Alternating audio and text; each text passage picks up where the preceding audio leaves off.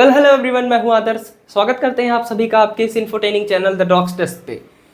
जैसा कि आप सबको पता है, हम सेल फिजियोलॉजी की एक सीरीज लेके चल रहे हैं। हमने अपने पहले लेक्चर में सेल के बारे में बात किया था, दूसरे लेक्चर में प्लाज्मा मेम्ब्रेन के बारे में बात किया था, और आज हम बात करने जा रहे हैं न्यूक्लियस के बारे में।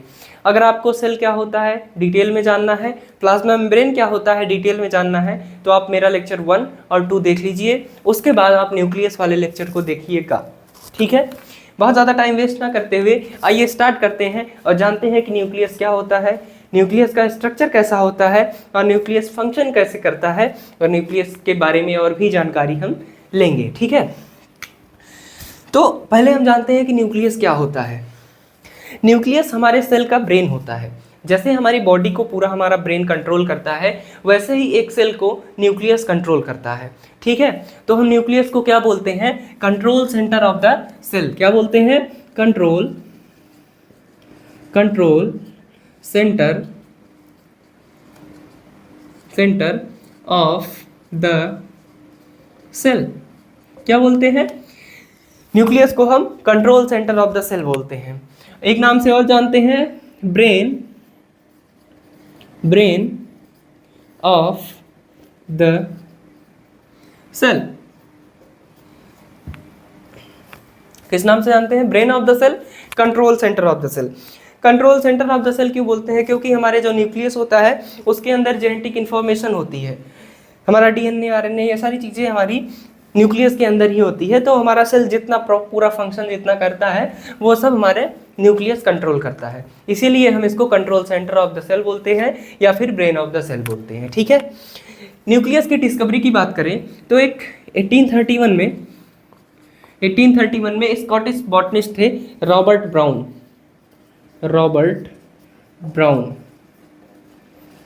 इन्होंने इसकी डिस्कवरी दी थी। इनसे पहले भी कुछ साइंटिस्ट थे जिन्होंने इसकी स्टडी की थी, बट जो क्रेडिट दिया जाता है वो रॉबर्ट ब्राउन को ही दिया जाता है। ये क्या थे? ये स्कॉटिश बॉटनिस्ट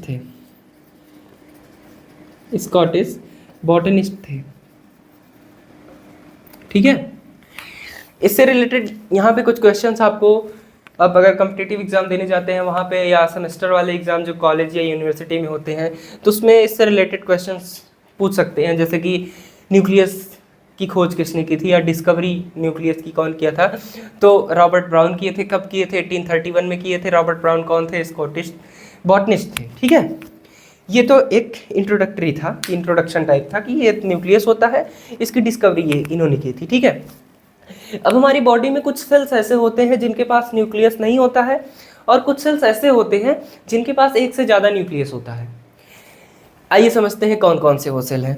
जैसे कि एक सेल हो गया हमारा, पहले इसको इरेज कर लेते हैं कि आप नोट कर लीजिए। आप एक पेन पेपर लेके बैठिए, ये सारी चीज़ें आप नोट करते रहिएगा, जिससे इन फ्यूचर अगर आप कभी अपना उस नोट्स को ओपन करें तो आप ये सारी चीज़ें आराम से ईजिली आपको याद हो सकें, ठीक है।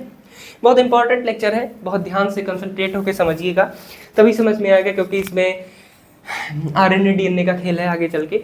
तो कंसंट्रेट होके एक कॉपी पेन लेके बैठिएगा और देखिएगा। हम कहाँ थे?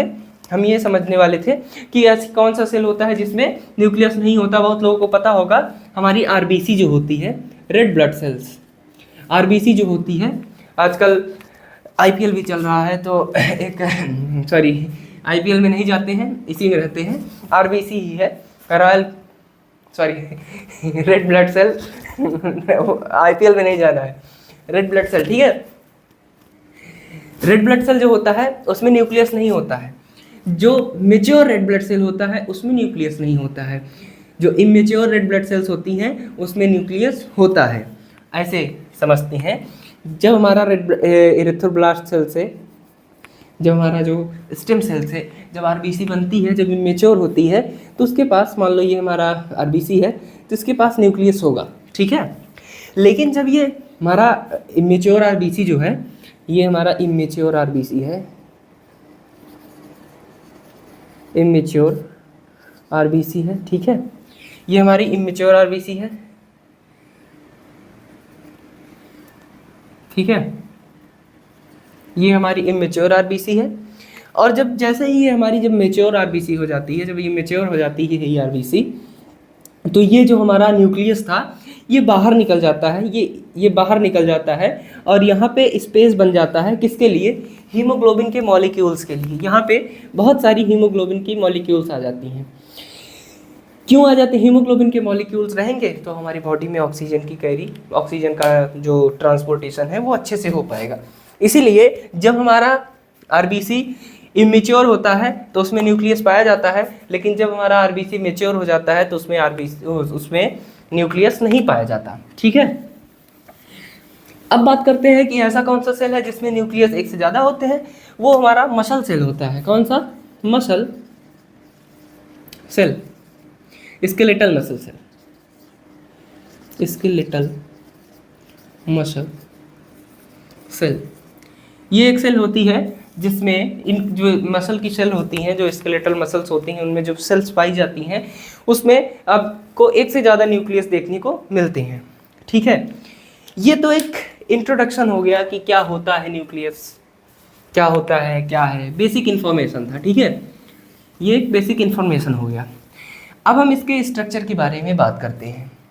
मान लीजिए आपके पास एक सेल है ये, ठीक है, मान लीजिए आपके पास एक ये सेल है, ये आपका एक्स्ट्रा सेलुलर फ्लूइड है, एक्स्ट्रा सेलुलर फ्लूइड बाहर की तरफ, और ये आपका इंट्रा सेलुलर फ्लूइड है। ठीक है, आपको एक स्ट्रक्चर देखने को मिलेगा, यहाँ पे आपको एक स्ट्रक्चर देखने को मिलेगा यहाँ पे सेल के अंदर कुछ इस प्रकार से। ठीक, कुछ इस प्रकार से आपको इस स्ट्रक्चर एक स्ट्रक्चर देखने को मिलेगा। यही है आपका न्यूक्लियस। न्यूक्लियस के क्या क्या होता है, पहला होगा ये जो है ऊपर का, ये हो गया न्यूक्लियर इन्वेलप, न्यूक्लियर इन्वेलप। ठीक, और ये जो अंदर है इसको क्या बोलेंगे, न्यूक्लियर कंटेंट, न्यूक्लियर कंटेंट। ठीक है, ये हमारा सेल हो गया। सेल का ये एक्स्ट्रा सेलुलर फ्लूइड है, सेल का बाहर जो पाया जाएगा। सेल के अंदर इंट्रा सेलुलर फ्लूइड है, उसी के अंदर एक स्ट्रक्चर पाया जाएगा जिसको हम न्यूक्लियस बोलेंगे। उसमें क्या क्या होगा, न्यूक्लियस में एक न्यूक्लियर इन्वेलप होगा और एक उसके अंदर जो होगा वो न्यूक्लियर कंटेंट होगा। ठीक है, अब बात करते हैं न्यूक्लियर इन्वेलप, किसकी बात करते हैं, न्यूक्लियर इन्वेलप की। यही समझते हैं, न्यूक्लियर इन्वेलप का स्ट्रक्चर बनाते हैं। ठीक है, ये ऐसे बनाएंगे और एक ऐसे बनाएंगे। ठीक, अब क्या करेंगे,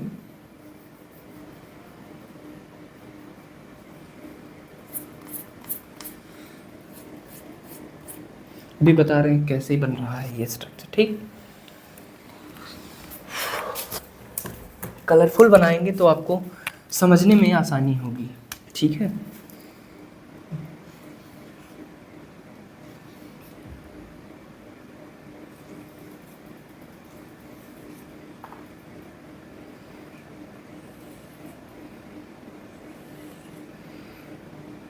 आपको समझने में आसानी होगी। ठीक है, कुछ इस टाइप से आपको स्ट्रक्चर देखने को मिलेगा,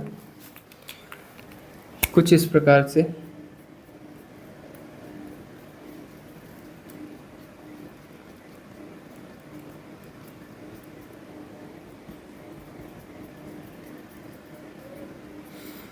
ये आपका न्यूक्लियर इन्वेलप हो गया। ठीक है, न्यूक्लियर इन्वेलप। अब इसके बारे में बात करते हैं।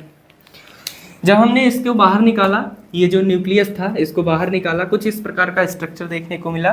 तो कंप्लीट न्यूक्लियस नहीं है, ये सिर्फ न्यूक्लियर इन्वेलप की बात हुई है। इसमें न्यूक्लियर इन्वेलप में आपको क्या क्या चीज़ देखने को मिलेगा, एक आउटर मेम्ब्रेन मिलेगा, आउटर मेम्ब्रेन। ठीक, जो किसका बना होगा, फॉस्फोलिपिड का बना होगा। किसका बना होगा, फॉस्फोलिपिड का बना होगा, जिससे आपका क्या बना था, प्लाज्मा मेम्ब्रेन बना था, जो कि हमने अपने पिछले लेक्चर में बात किया था। अगर आपको प्लाज्मा मेम्ब्रेन के बारे में डिटेल नॉलेज चाहिए तो आप मेरे दूसरे लेक्चर को सर्च करिए, मेरे चैनल पे जाइए, लेक्चर नंबर 2 को क्लिक करके आप पूरे लेक्चर को देखिए। आपको प्लाज्मा मेम्ब्रेन के बारे में अच्छी नॉलेज, अच्छी डिटेल मिल जाएगी, ठीक है। दूसरा ये जो था, ये क्या है, ये है हमारा इनर मेम्ब्रेन। इनर मेम्ब्रेन ये भी किसका बना होता है, फॉस्फोलिपिड का, फॉस्फोलिपिड का। ये कुछ प्लाज्मा मेम्ब्रेन जैसा बना होता है, कैसे बना होता है जानते हो, ये कुछ ऐसे फॉस्फोलिपिड का होता है, इधर भी फॉस्फोलिपिड होती है, बीच में आपका फैटी एसिड लगा हुआ होता है, ठीक है। कुछ इसी टाइप का ये स्ट्रक्चर बना हुआ होता है, तो कंफ्यूज नहीं होना है। अगर कंफ्यूजन हो रही है तो प्लाज्मा मेम्ब्रेन आप एक बार पढ़ सकते हैं। और एक चीज़, ये जो इनर मेम्ब्रेन होता है इसी के साथ कुछ प्रोटीन्स अटैच होती हैं जिसको हम लैमिन प्रोटीन बोलते हैं। क्या बोलते हैं, ये जो ग्रीन वाली लाइन देख रहे हैं आप, ये कुछ इस प्रकार से, कुछ इस टाइप से एक प्रोटीन लगी होती है जो कि लैमिन प्रोटीन होती है, इसीलिए हम इनर लेयर को लैमिनल लेयर भी बोलते हैं।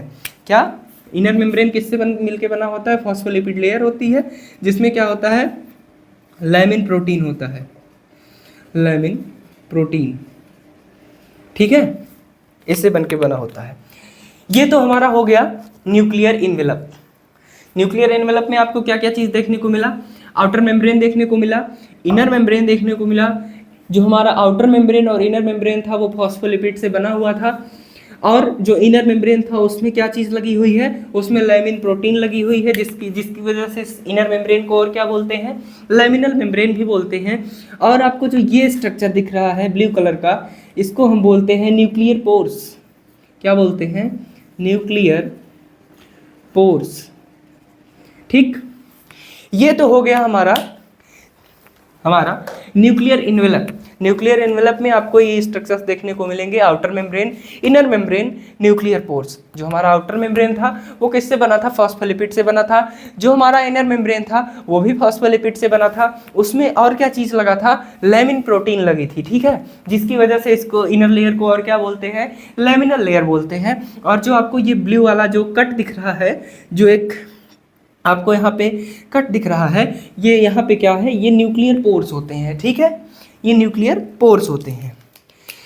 अब अंदर के स्ट्रक्चर को बनाते हैं, न्यूक्लियर कंटेंट को बनाते हैं। न्यूक्लियर कंटेंट में आपको क्या देखने को मिलेगा, न्यूक्लियर कंटेंट में आपको देखने को मिलेगा, न्यूक्लियर कंटेंट में आपको देखने को मिलेगा एक न्यूक्लियोलस, उसके बाद क्रोमैटिन। क्या क्या देखने को मिलेगा, न्यूक्लियोलस और क्रोमैटिन, ठीक है, सॉरी, न्यूक्लियोलस और क्रोमैटिन। एक सेकेंड,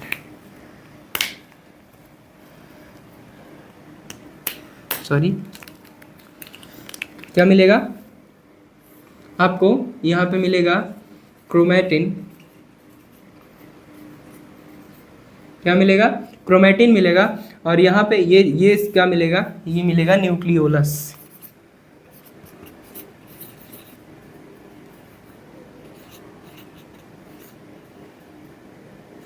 न्यूक्लियोलस, ठीक है। अब ये हो गया हमारा स्ट्रक्चर। क्या था, न्यूक्लियस में आपको दो स्ट्रक्चर देखने को मिलेंगे, न्यूक्लियर इन्वेलप देखने को मिलेगा, न्यूक्लियर कंटेंट देखने को मिलेगा। अब हम इसको निकाल करके बाहर जब बनाएंगे तो कुछ इस प्रकार से न्यूक्लियस का स्ट्रक्चर देखने को मिलेगा, जिसमें आपको क्या मिलेगा, आउटर मेम्ब्रेन मिलेगा जो फॉस्फोलिपिड का बना हुआ होता है, इनर मेम्ब्रेन मिलेगा जो कि वो भी फॉस्फोलिपिड से बना हुआ होता है। जो इनर लेयर होता है उसमें एक प्रोटीन लगी हुई होती है, लैमिन प्रोटीन, जिसके बहुत सारे फंक्शंस होते हैं, अभी आगे हम डिस्कस करेंगे। उसके बाद ये जो दिख रहे हैं आपको, ये जो स्ट्रक्चर दिख रहा है ये है न्यूक्लियर पोर। इसके भी फंक्शन होते हैं, अभी हम बात करेंगे। और उसके अंदर की बात करें, हम न्यूक्लियर कंटेंट की बात करें तो उसमें आपको क्रोमैटिन देखने को मिलेगा और न्यूक्लियोलस देखने को मिलेगा, ठीक है। ये तो हो गई स्ट्रक्चर की बात कि स्ट्रक्चर कैसा होता है। अब बात करते हैं इसके फंक्शंस के बारे में, ठीक है। यहाँ पे आपको कंप्लीट स्ट्रक्चर बताएं तो यहाँ पे आपको यहीं कहीं ये जो अपर लेयर होता है, यहीं पे अगर कंप्लीट स्ट्रक्चर की बात करें तो कंप्लीट स्ट्रक्चर ऐसे बनेगा, कैसे, ऐसे बनेगा। यहीं पे आपको एक कंटिन्यूस लेयर मिलेगी। कुछ इस प्रकार से आपको कंटिन्यूस लेयर देखने को मिलेगी। ठीक है, अभी हम बात करते हैं इसके बारे में। जब हम आउटर मेम्ब्रेन की बात करेंगे तो हम डिटेल में इसके बारे में बात करते हैं। ठीक है, कुछ ये कंप्लीट स्ट्रक्चर होता है हमारा न्यूक्लियस का।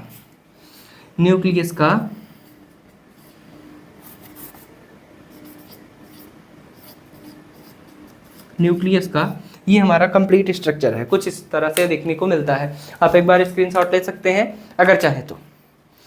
ठीक है, इरेज कर दें? ठीक है, कर दे रहे हैं।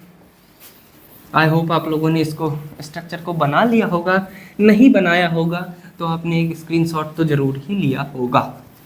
ठीक है, अब हम आउटर मेम्ब्रेन की बात करते हैं, के बारे में बात करते हैं कि आउटर मेम्ब्रेन क्या होता है, उसका फंक्शन क्या है।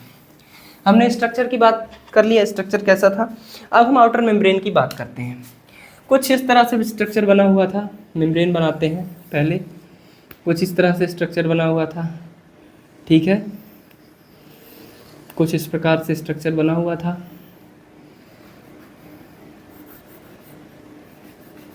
कुछ ऐसे बना हुआ था। ठीक है, एक सेकेंड,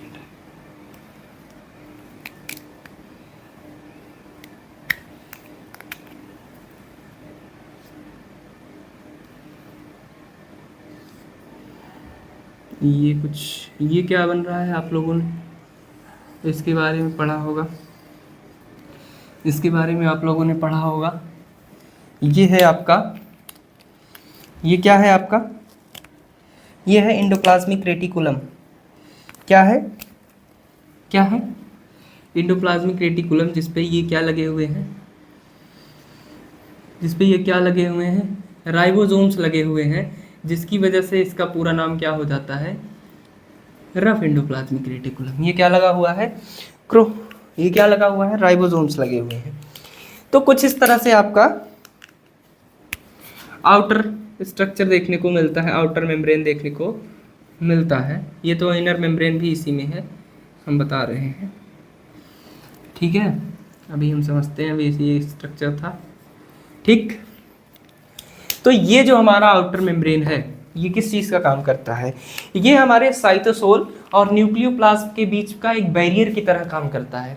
किसकी तरह, जो हमारा क्या होता है, साइटोसोल होता है, यानी सेल के अंदर की जो सेल मेम्ब्रेन के अंदर जो लिक्विड प्रेजेंट है उसमें, और न्यूक्लियस के अंदर जो प्रेजेंट है, न्यूक्लियस के अंदर जो लिक्विड प्रेजेंट है उसमें, दोनों के बीच का जो कंपोजिशन है उसको अलग अलग बनाए रखने में हेल्प करता है, एक बैरियर की तरह काम करता है। ठीक है, और दूसरा क्या काम करता है, जब हमारा जो इसमें जो डीएनए है, जब वो डीएनए क्या होगा,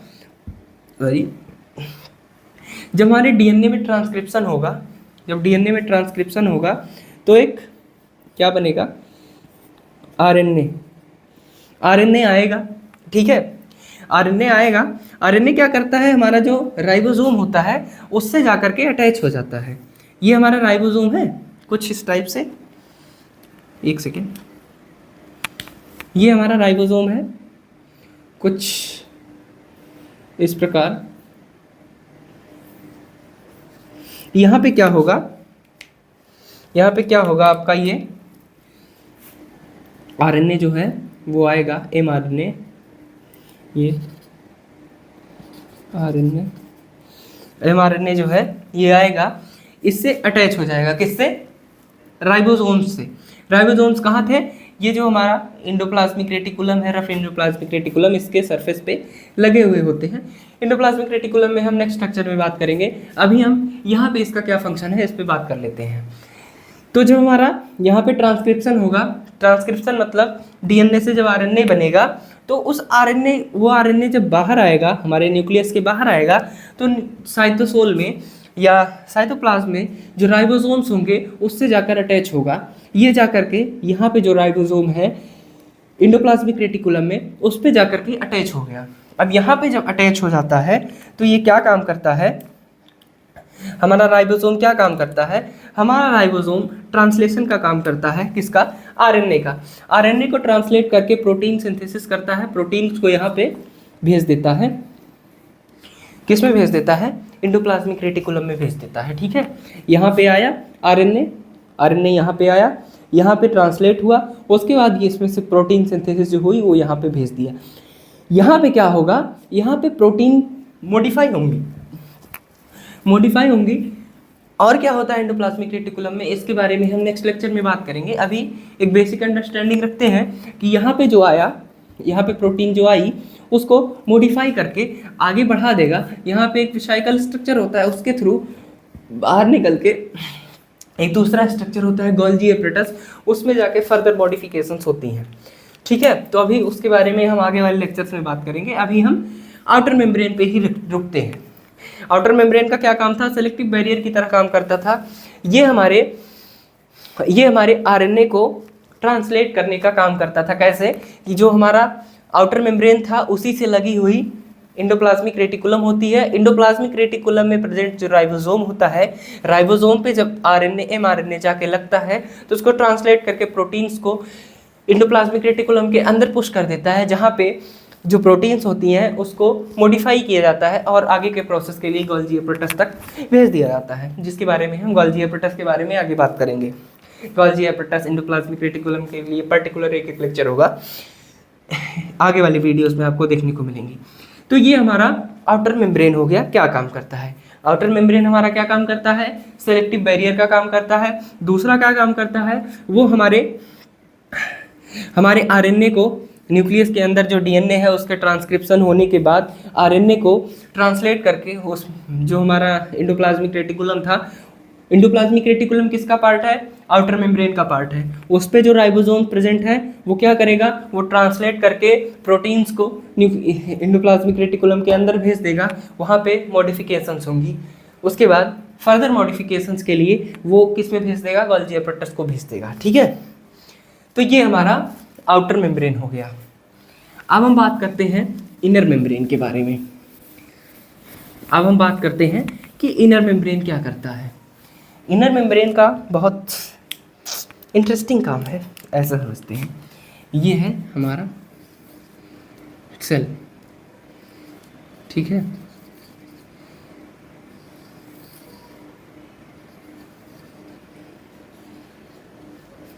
ठीक है,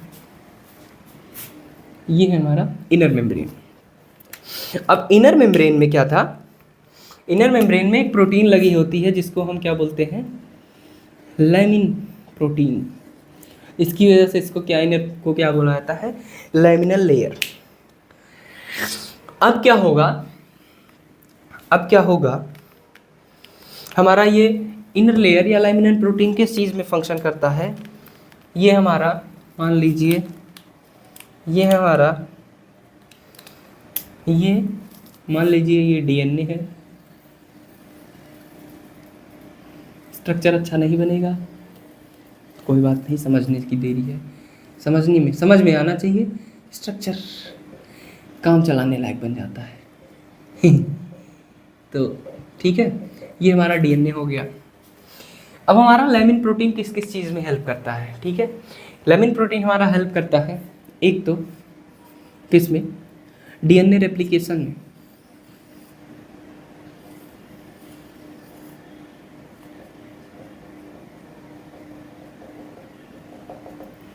डीएनए रेप्लिकेशन में। डीएनए रेप्लिकेशन कब होता है? जब माइटोसिस होती है, एक सेल से दूसरा सेल बनता है। एक सेल से माइटोसिस होता है, सेल डिवीजन। जैसे एक सेल से दो सेल बन गए तो माइटोसिस में तो डीएनए की कॉपी की ज़रूरत होती है, इसीलिए ये रेप्लिकेशन में मदद करता है। लैमिन प्रोटीन किस में मदद करता है? लैमिन प्रोटीन किस में मदद करता है? रेप्लिकेशन में। रेप्लिकेशन में मदद करता है। उसके बाद किस में मदद करता है?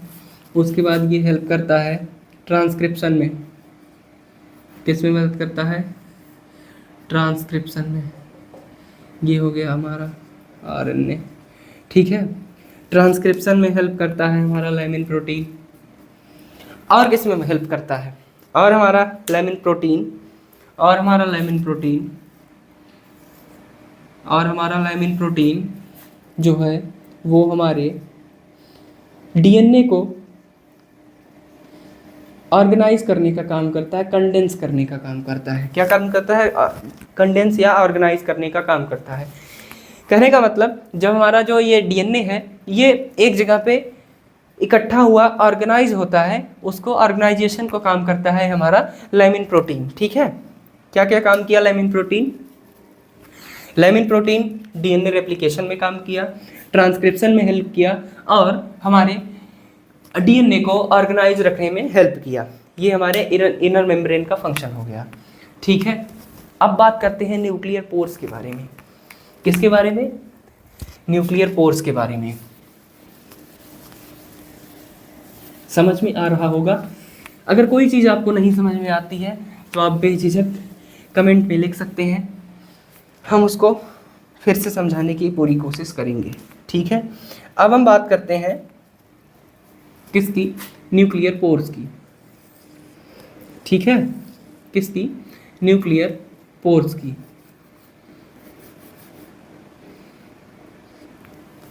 न्यूक्लियर पोर्स की किसकी बात करेंगे? न्यूक्लियर पोर्स की।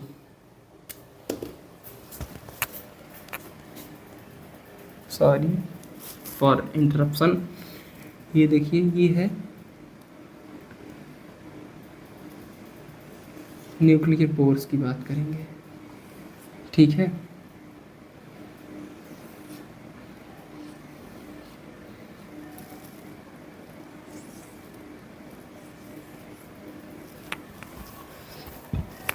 ये जो स्ट्रक्चर आपको दिख रहा है, ये जो स्ट्रक्चर आपको दिख रहा है, ठीक, ये है हमारा न्यूक्लियर पोर।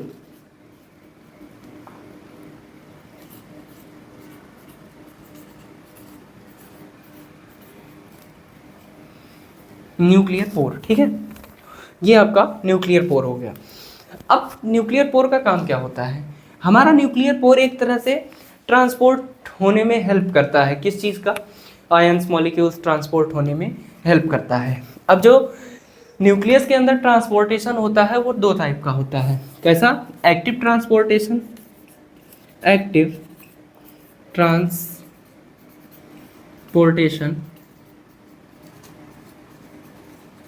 और पैसिव ट्रांसपोर्टेशन। पैसिव ट्रांसपोर्टेशन, ठीक है, समझते हैं कैसे। मान लीजिए हमारे सेल्स को हमारे न्यूक्लियस में क्या चाहिए? ये हमारा न्यूक्लियर पोर है, आप समझ सकते हैं, ठीक है। क्या था? तो मान लीजिए न्यूक्लियस को अंदर क्या चाहिए? आयंस चाहिए। आयंस डीएनए बनाने के लिए क्या चाहिए? आयंस चाहिए होगा, अमाइनो एसिड्स चाहिए होंगे, अमाइनो एसिड्स चाहिए होंगे, न्यूक्लियोटाइड्स चाहिए होगा, न्यूक्लियोटाइड्स चाहिए होगा। तो ये सारी चीज़ें स्मॉल मॉलिक्यूल्स हैं जो कि एंटर कर जाएंगी, अंदर चली जाएंगी बिना किसी एटीपी के। इसको हम बोलेंगे पैसिव सिंथेसिस।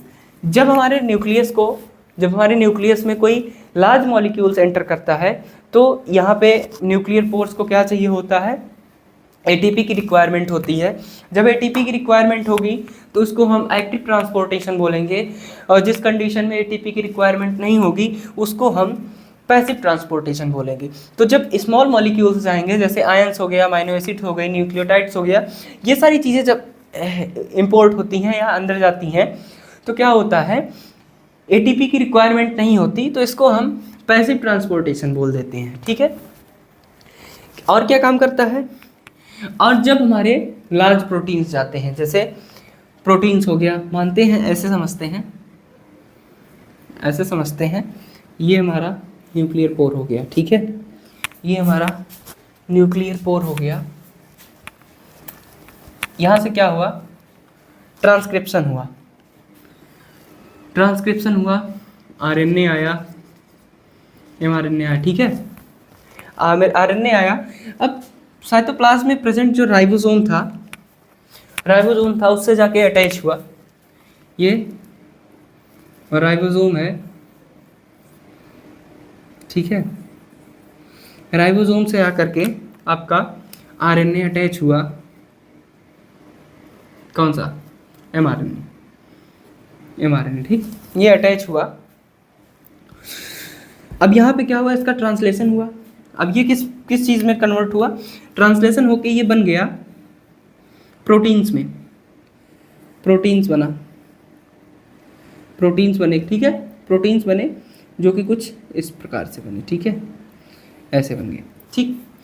अब क्या होता है, ये प्रोटीन फिर से हमारे न्यूक्लियस के अंदर जाती है। अभी उसके बारे में बात करेंगे, क्यों जाती है, कैसे जाती है, वो तो इसी न्यूक्लियर पोर्स से जाती है, क्यों जाती है ये हम अभी आगे बात करेंगे। तो ये क्या हुआ, ट्रांसक्रिप्शन हुआ, एमआरएनए आया, एमआरएनए हमारे राइबोसोम से अटैच हुआ, राइबोसोम में उसका ट्रांसलेशन हुआ, प्रोटीन बना। अब ये प्रोटीन क्या होगा, ये प्रोटीन हमारा जाएगा कहाँ, फिर से अंदर जाएगा। अब जब ये प्रोटीन जाएगा तो ये प्रोटीन का मॉलिक्यूल क्या था, ये लार्ज मॉलिक्यूल था। और ये जो आरएनए ट्रांसक्रिप्शन होने के बाद जब बाहर आया, ये भी लार्ज मॉलिक्यूल था।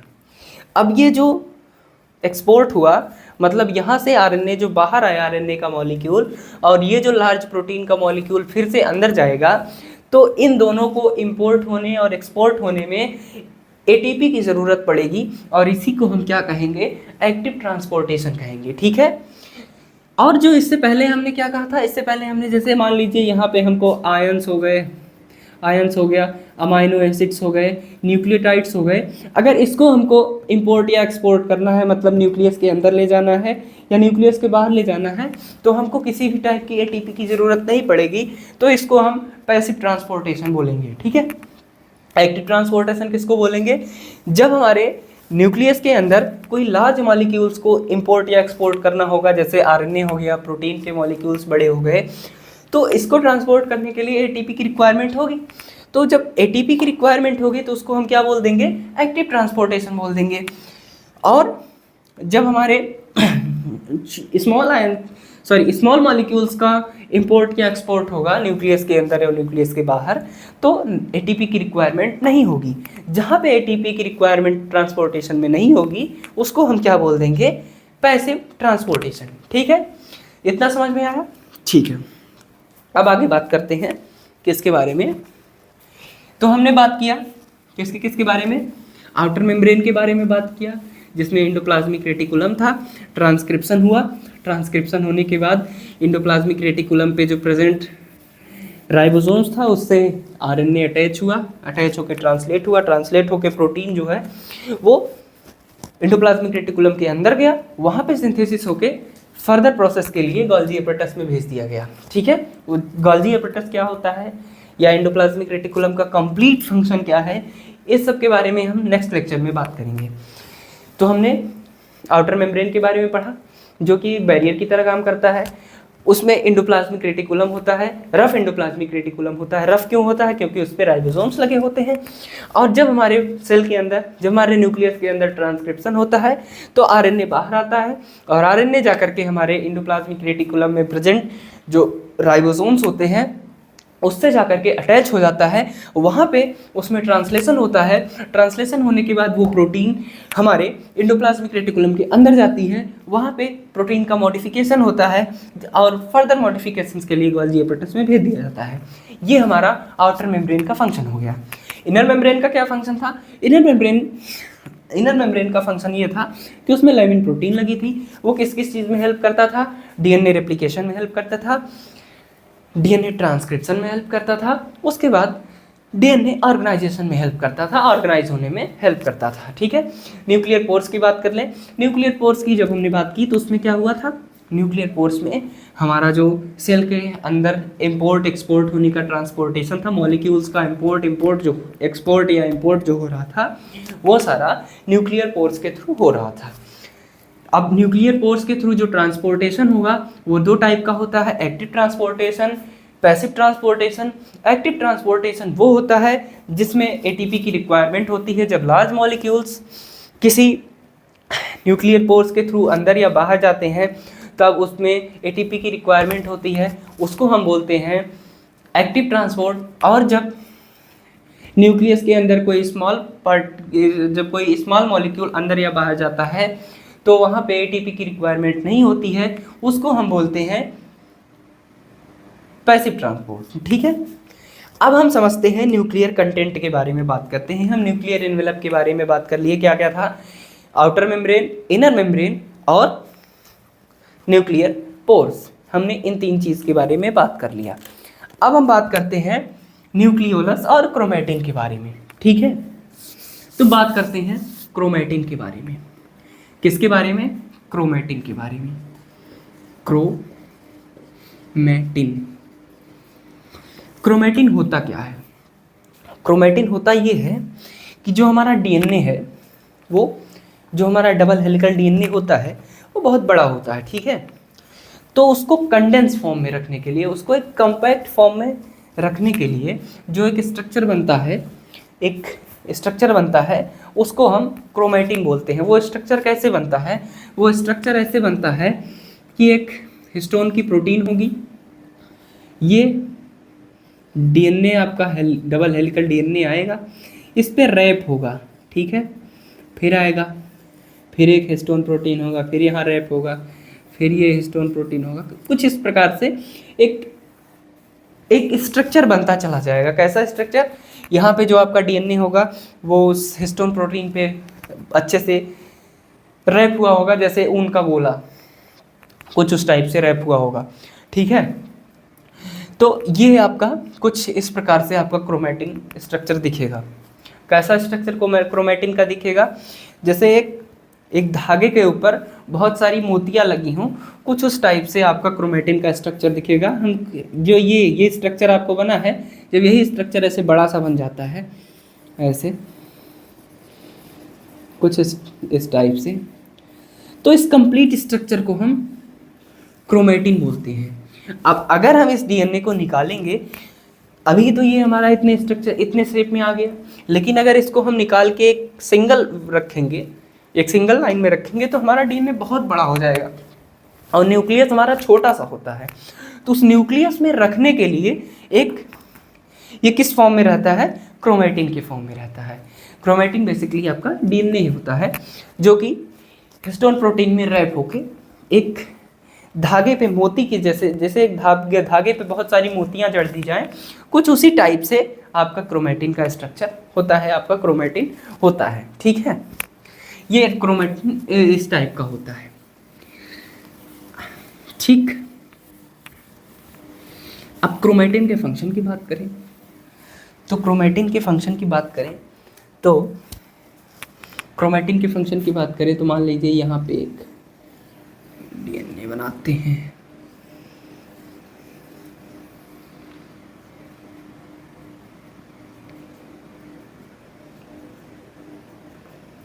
ठीक है, ठीक, क्या होगा? फर्स्ट वन, डीएनए रेप्लिकेशन होगा।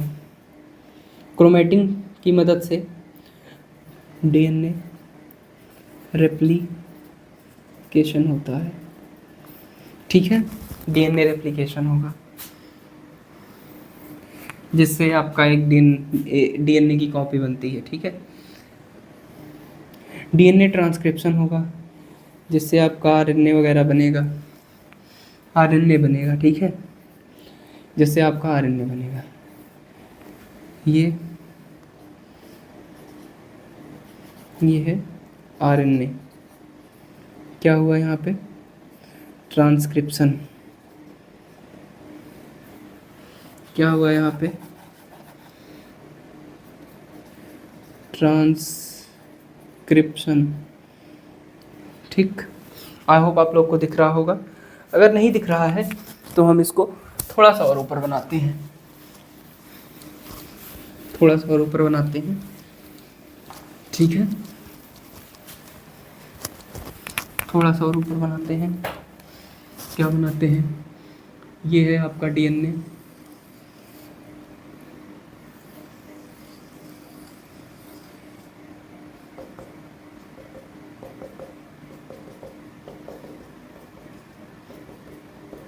ठीक, क्या होगा? क्रोमैटिन, ये है क्रोमैटिन। ठीक है, ऐसे बना लीजिए। इसमें था ये क्रोमेटिन था, ये निकल के आया, यहाँ पे हमने जूम किया, यहाँ पे कुछ हिस्टोन प्रोटीन्स लगे हुए हैं।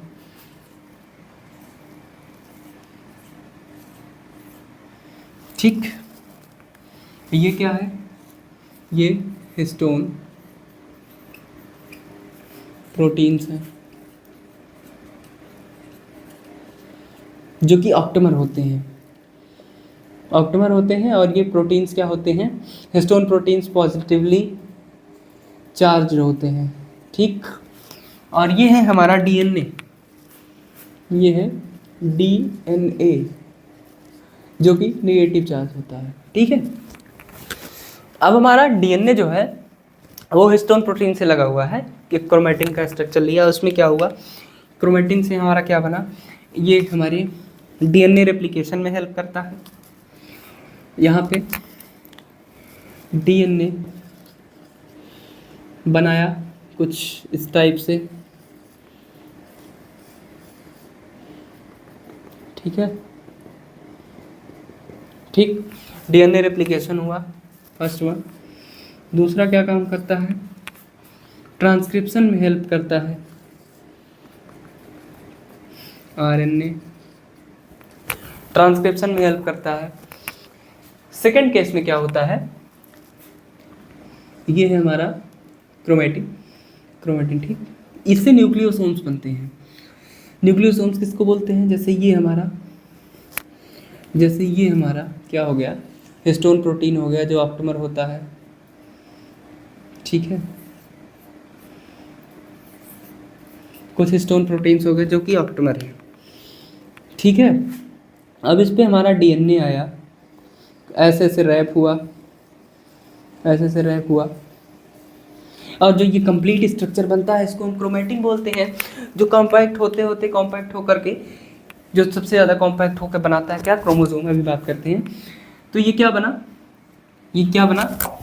ये क्रोमेटिन ही था। किससे आके मिला, हिस्टोन प्रोटीन से आके डीएनए रैप हुआ। तो जो एक हिस्टोन प्रोटीन से सॉरी जब एक हिस्टोन प्रोटीन से डीएनए आके रैप होगा तो इसको हम बोलेंगे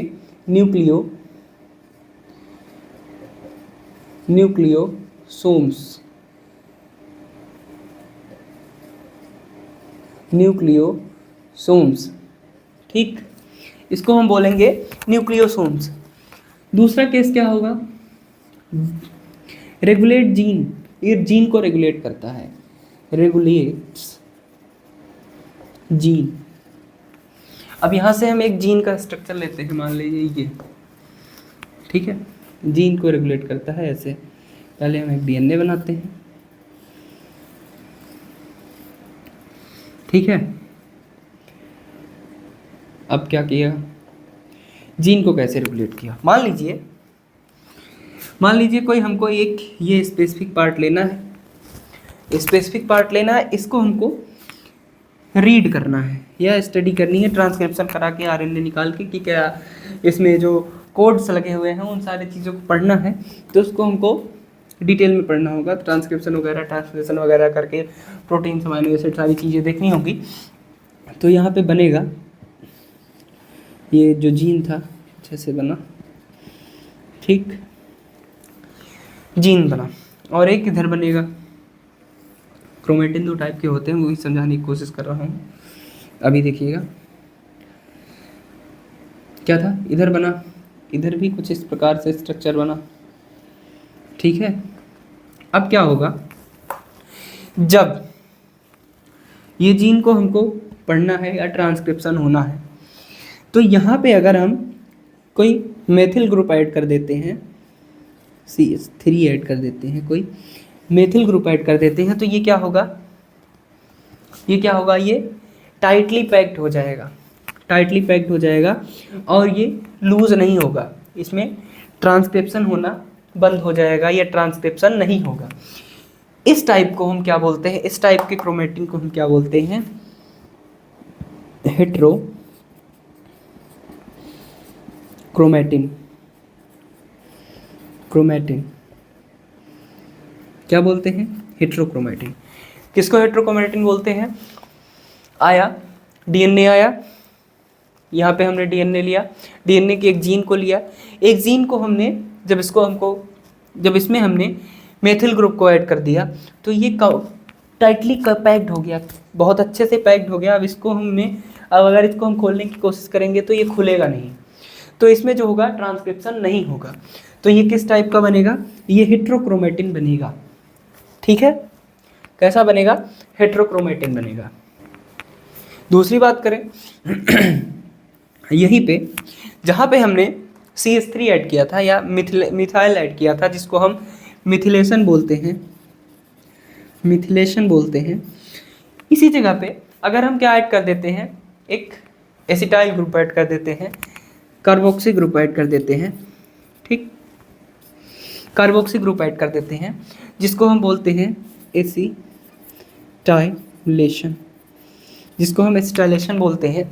अगर हम इस जीन पे, इस क्रोमेटिन पे क्या एक कार्बोक्सी ग्रुप ऐड कर देते हैं, तो ये जो हमारा कंप्लीटली पैक्ड जो था हमारा क्रोमेटिन, वो लूज हो जाएगा, उसमें जो डीएनए प्रेजेंट है वो थोड़ा सा लूज हो जाएगा। इस कंडीशन में इसको हम फर्दर स्टडीज कर सकते हैं, इसमें हम ट्रांसक्रिप्शन करवा सकते हैं, इसमें ट्रांसक्रिप्शन होगा। इसको हम क्या बोलेंगे, इसको हम बोलेंगे यू क्रोमेटिन, इसको हम यू क्रोमेटिन बोलेंगे। ठीक है, फिर से एक बार समझ लेते हैं, हम क्रोमेटिन के बारे में बात कर रहे थे। क्रोमेटिन जो होता है वो एक टाइप से हमारा कॉम्पैक्ट डीएनए होता है, डीएनए आरएनए वगैरह सारी चीज़ें बहुत अच्छे से कॉम्पैक्ट करके कंडेंस होके जो एक स्ट्रक्चर बनता है उसको हम क्रोमेटिन बोलते हैं। क्रोमेटिन कॉम्पैक्ट होके क्रोमोसोम्स तक बना देता है। ठीक है, क्रोमोसोम्स बना देता है। ठीक है, जो कॉम्पैक्ट होने के बाद जो स्ट्रक्चर बनता है उसको हम क्रोमेटिन बोलते हैं। ठीक है, अब हम इसको समझते हैं उसके फंक्शंस में क्या करता है। डीएनए रेप्लिकेशन में हेल्प करता है, डीएनए ट्रांसक्रिप्शन में हेल्प करता है, न्यूक्लियोसोम्स में हेल्प करता है, न्यूक्लियोसोम्स इसी से बनते हैं। ऐसे समझिए, मान लीजिए ये हिस्टोन प्रोटीन हो गया, हिस्टोन प्रोटीन के ऊपर जब डीएनए आके रैप होता है, हिस्टोन प्रोटीन के ऊपर जब डीएनए आके रैप होता है तो जो ये स्ट्रक्चर बनता है इसको हम न्यूक्लियोसोम्स बोलते हैं। जब बहुत सारे न्यूक्लियोसोम्स आकर के इकट्ठा होते हैं तो उसको हम क्रोमेटिन फाइबर बोलते हैं। और जब क्रोमेटिन फाइबर और ज़्यादा कॉम्पैक्ट या कंडेंस होते हैं तो वो क्या बनाते हैं, क्रोमोसोम्स बनाते हैं। ठीक है, क्रोमोसोम्स बनाते हैं। उसके बाद क्या करता है, इट रेगुलेट जीन को रेगुलेट करता है कि कब ट्रांसक्रिप्शन होना है, कब ट्रांसक्रिप्शन नहीं होना है। कब नहीं होगा, जब हेट्रोक्रोमेटिन होगा। समझने के लिए मान लीजिए ये आपका एक डीएनए हो गया, एक क्रोमेटिन हो गया, उसमें हमने मिथिलेशन ऐड कर दिया या मिथाइल ग्रुप ऐड कर दिया, मिथिलेशन हो गया तो ये हेट्रोक्रोमेटिन बन गया, ये एक और ज़्यादा कॉम्पैक्ट बन गया, यहाँ पे ट्रांसक्रिप्शन नहीं होगा। और एक यू क्रोमेटिन हो गया। यू क्रोमेटिन में क्या होगा, जब हम किसी क्रोमेटिन के ऊपर एसिटाइल ग्रुप या कार्बोक्सी ग्रुप ऐड कर देंगे तो वहाँ पे क्या हो जाएगा, ये स्ट्रक्चर जो है वो लूज हो जाएगा। जब लूज हो जाएगा तो उसको हम ट्रांसक्रिप्शन, वहाँ पे ट्रांसक्रिप्शन आपको देखने को मिलेगी। तो जहाँ पे ट्रांसक्रिप्शन आपको देखने को मिलेगी उसको हम क्या बोलेंगे, उसको हम यू क्रोमेटिन बोलेंगे। और जहाँ पे ट्रांसक्रिप्शन आपको देखने को नहीं मिलेगी उसको हम हेट्रोक्रोमेटिन बोलेंगे। ठीक है, ये हो गया हमारा क्रोमेटिन। अब बात कर लेते हैं न्यूक्लियोलस के बारे में। न्यूक्लियोलस के बारे में न्यूक्लियोलस बेसिकली होता ये है, आरएनए और राइबोसोम का सिंथेसिस होने की जगह है वो, वहाँ पे आरएनए और राइबोसोम्स बनते हैं। आरएनए होता है और वहाँ पे राइबोसोम्स की सिंथेसिस होती है। ठीक है, ठीक,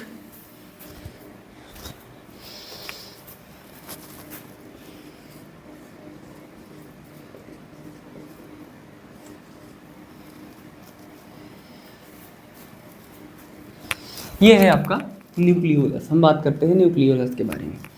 न्यूक्लियोलस का स्ट्रक्चर कुछ इस प्रकार से देखने को मिलेगा आपको।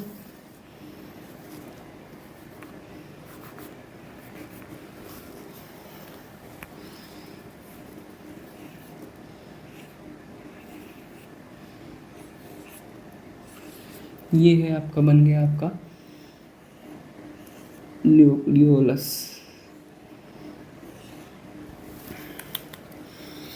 ये है आपका न्यूक्लियोलस।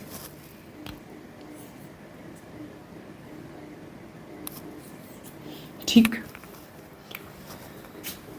ये बन रहा है स्ट्रक्चर। ये है आपका न्यूक्लियोलस और ये आपकी क्रोमैटिन।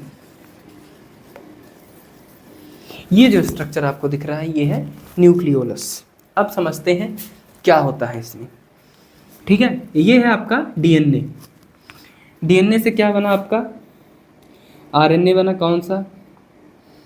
एमआरएनए, टीआरएनए और आरएनए। ठीक, क्या बना? ये है आपका डीएनए। डीएनए से अंदर क्या बना? MRNA, tRNA, rRNA. ट्रांसक्रिप्शन हुआ, ये सब आरएनएस बने। अब क्या होगा? ये आरएनए बाहर आएगा। किसके थ्रू आएगा? न्यूक्लियर पोर्स के थ्रू आएगा। और जब आरएनए बाहर आएगा तो किस चीज़ की ज़रूरत होगी? एटीपी की ज़रूरत होगी। और जब एटीपी की ज़रूरत होगी तो कौन सा ट्रांसपोर्टेशन होगा? एक्टिव ट्रांसपोर्टेशन होगा। ठीक, अब आरएनए बाहर आएगा। बाहर साइटोप्लाज्म में आरएनए को क्या मिलेगा? राइबोसोम्स मिलेंगे। क्या मिलेंगे? राइबोसोम्स मिलेंगे। ठीक, एमआरएनए बाहर आया। एमआरएनए बाहर आया। अब यहाँ पे लग गया आपका एमआरएनए और मान लीजिए यहाँ पे टीआरएनए। ठीक है, टीआरएनए। आपका जो राइबोसोम होता है, राइबोसोम के अंदर क्या प्रेजेंट होता है? आरआरएनए। राइबोसोम के अंदर आरआरएनए ऑलरेडी प्रेजेंट होता है।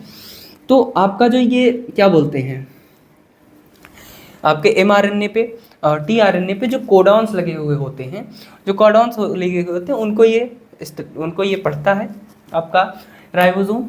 उसके बाद उसको ये किस फॉर्म में कन्वर्ट कर देता है? प्रोटीन्स के फॉर्म में कन्वर्ट कर देता है। ठीक है, प्रोटीन्स के फॉर्म में कन्वर्ट कर देता है। अब क्या होता है? ये प्रोटीन आती है और कहती है हमको अंदर जाना है। अब ये प्रोटीन अंदर आती है। जब ये प्रोटीन अंदर आती है, ये क्या है? राइबोसोमल सब यूनिट है। राइबोसोम से ट्रांसलेट होकर के प्रोटीन बना। प्रोटीन फिर से अंदर आई और जब ये अंदर आई तो यहाँ से हमने टीआरएनए और एमआरएनए, ये एमआरएनए और टीआरएनए को बाहर निकाल दिया था।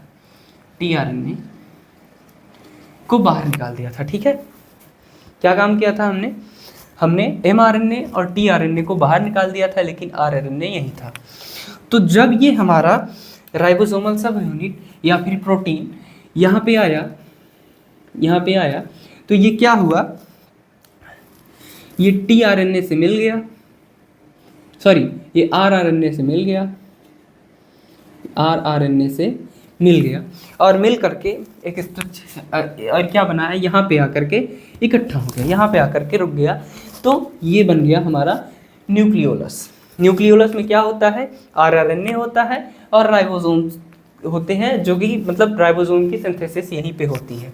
तो ये हमारा न्यूक्लियोलस हो गया। हमने क्या पढ़ा आज? हमने पढ़ा आज कि न्यूक्लियस क्या होता है। न्यूक्लियस के स्ट्रक्चर के बारे में बात किया। न्यूक्लियस में कौन कौन सा स्ट्रक्चर होता है? न्यूक्लियस में न्यूक्लियर इन्वेलप होता है, न्यूक्लियर कंटेंट होते हैं। न्यूक्लियर कंटेंट में हमारा क्रोमैटिन और न्यूक्लियोलस होता है और न्यूक्लियर इन्वेलप में हमें outer membrane, inner membrane, nuclear pores, ये सारी चीज़ें देखने को मिलती हैं। हमने इनके फंक्शन के बारे में बात किया, इनके स्ट्रक्चर के बारे में बात किया। अगर आपको इन सारी चीज़ों में कुछ भी नहीं समझ में आया है तो आप कमेंट में ज़रूर लिखिएगा, उसको हम फिर से समझाने की कोशिश करेंगे। आई होप वीडियो समझ में आई हो, आपको अच्छा लगा हो।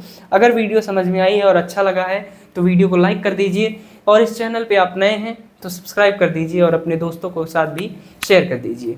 थैंक यू, मिलते हैं आपको अगले लेक्चर में।